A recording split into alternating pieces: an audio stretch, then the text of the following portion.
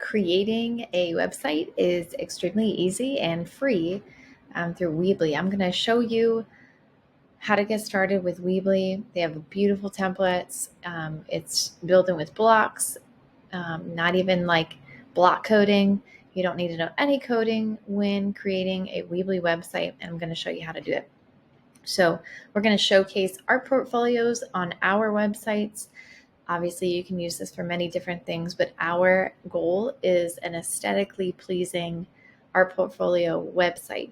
You can end up selling through Weebly, but we're just going to look at more of a portfolio website, blog type website for this.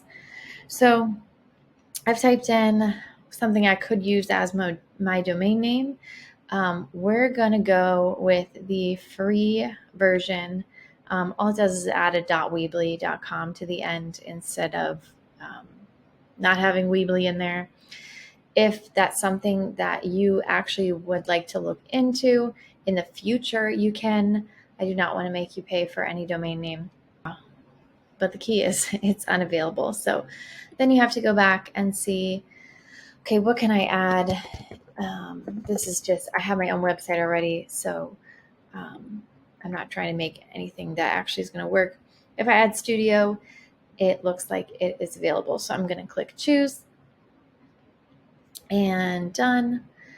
And I'm going to look at the template that I picked. Now, if you see here, if I hover over any of the images or whatnot in that layout, it's going to click up, give me some options. I can edit it, replace. So I don't want to get too far ahead.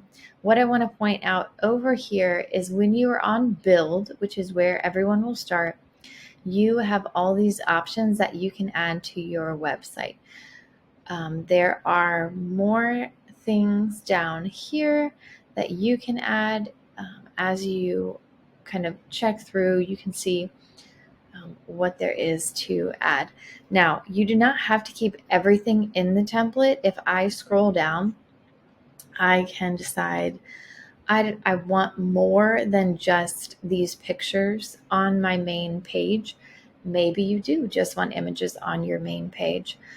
But what you can do, say I decide I just want 3 at the top and I want to get rid of it. Instead of clicking on the picture itself, you're going to click on this X arrow, press delete,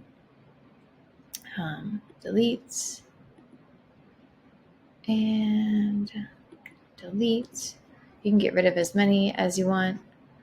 I'm actually going to switch these around and actually add maybe a text box here. If you don't like something that you did, you should be able to get it back if you just add like an image, for example. I want to add that right back in there. And you can add images. I'm not sure if I have any on my computer right now, so we're going to see. Here's an art image I could use. And then you want to make sure that the images look good together. So maybe before you really get into the thick of it, you want to curate a folder of images that you want to use and create that folder on your desktop. That way it's easy to access. They're all in one place. You don't have to go looking around for it. Now, obviously, I don't think this looks good because they are vertical images, and right here is a horizontal one.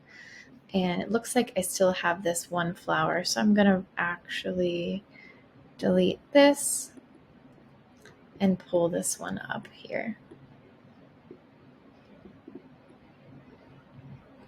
So I have 6 images there.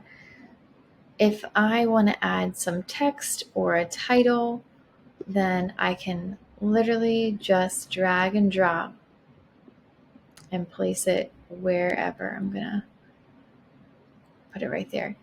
Anytime your object has the blue outline around it, then you can click on this dotted area here, and that's how you can move it up and down. So I think it's best that these social media icons are at the bottom of a page. That's just how I like it.